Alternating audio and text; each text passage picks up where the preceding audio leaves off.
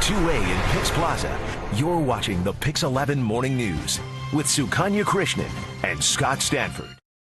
Scotty, listen up to this. So it is 6:55. We've dimmed the lights for this segment, and it's not that kind of segment. We're talking about peaceful, relaxing mind. Yes, when your mind is relaxed, anything is possible. But when your mind is not relaxed, it almost seems impossible, especially in this increasingly connected world that we live in. Technology, has accelerated the pace of our lives, and as a result, our brains are so wired to do so many things and multitask. But that's not necessarily a good thing, especially not in your home life, not in your workplace. Psychologist Dr. Michael Woodward is here, and meditation guide Pandit Dasa are also here with steps that are being taken to ease your mind. So nice to have you here. So, you know what? We've heard all of this stuff about mindfulness, and it seems so buzzy. Explain what that is, first of all. Yeah, I mean, Pandit, you could talk about what it is. Basically, mindfulness means to become aware of your thoughts and emotions and come into the present moment, because most of the time we're not in the present moment. We're either planning the future or we're stuck in the past. Yeah. So mindfulness really helps us declutter our mind so that we can be a little bit more stress-free and a little bit less anxiety. It's kind of like closing all the apps on your phones, because that slows your phone down. So we have a lot of apps running in the back of our mind, and a lot of them aren't necessary. So mindfulness helps us close those apps so we can focus more on the present moment. All right, calms the body, decrease stress, reduce anxiety, integrate emotions, relieve chronic pain. And people don't understand, all of this comes from us not being mindful. It is a new phenomena. It isn't new, but it's new these days because it's now come into the workplace.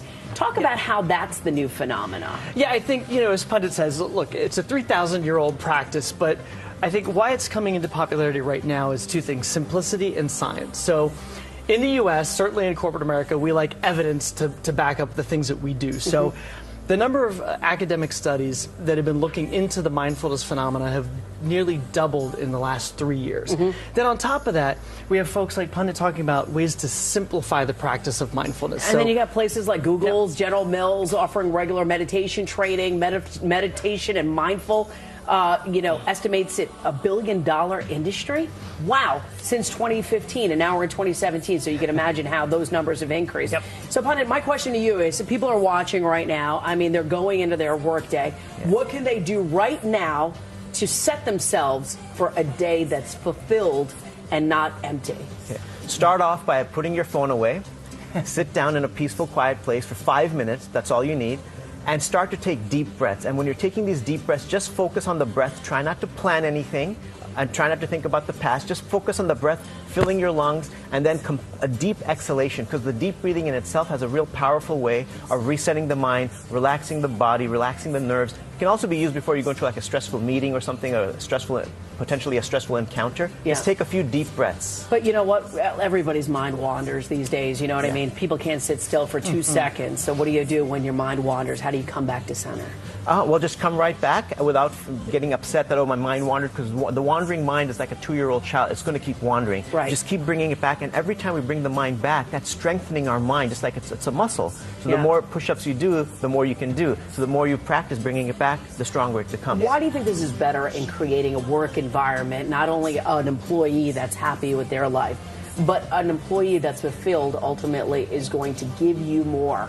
Am I correct about that? Yes, absolutely. Look, stress causes us to negative spiral in our minds. And as a psychologist, I can tell you, when you start to negative self-talk, you start to catastrophize things around you, you need to just stop and take a break. And that's what mindfulness is. Being present, first of all, knowing what is going on in my head.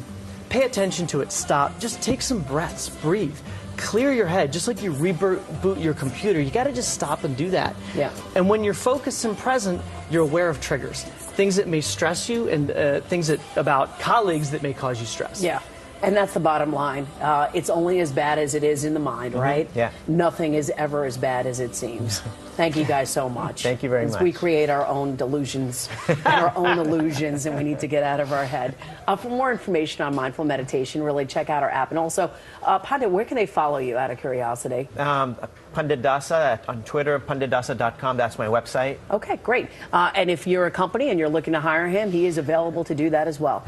Time right now is 6:59.